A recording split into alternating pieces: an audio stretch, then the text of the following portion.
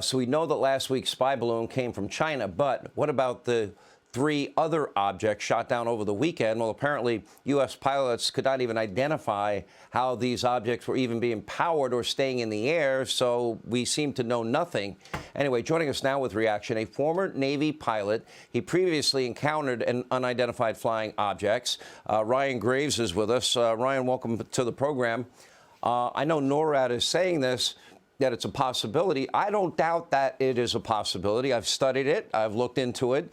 I find it an interesting topic. I've not been convinced that, life exists elsewhere or what these unidentified flying objects are. But you testified before Congress. Why don't you tell people what you said? Yeah, Sean, I think at the end of the day, I agree with you that we really just don't have enough information right now to make an assessment either way of what we're looking at. What we do know is that there are things out there that are posing a aviation safety hazard, and now we're seeing that hazard demonstrated in real time in Alaska and Montana and elsewhere across the United States.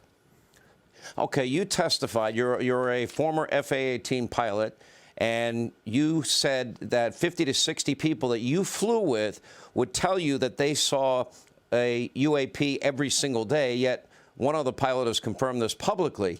But you're saying that this was something you often all talked about privately?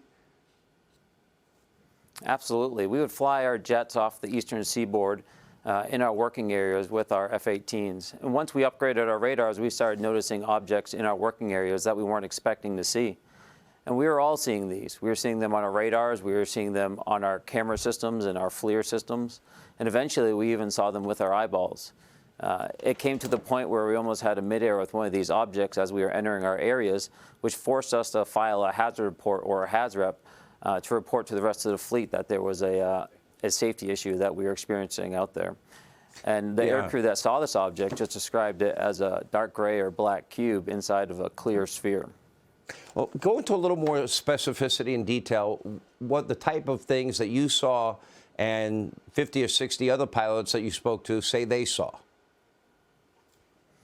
Yes, when we were off the East Coast, typically how we'd see these objects behave is stationary, which isn't very exciting, but typically when we're operating at altitude, we could have winds anywhere from 60 knots up to 120 knots. What is your altitude you fly at? Operating, what is we'll the altitude? Operate anywhere from about 5,000 to 30,000 feet.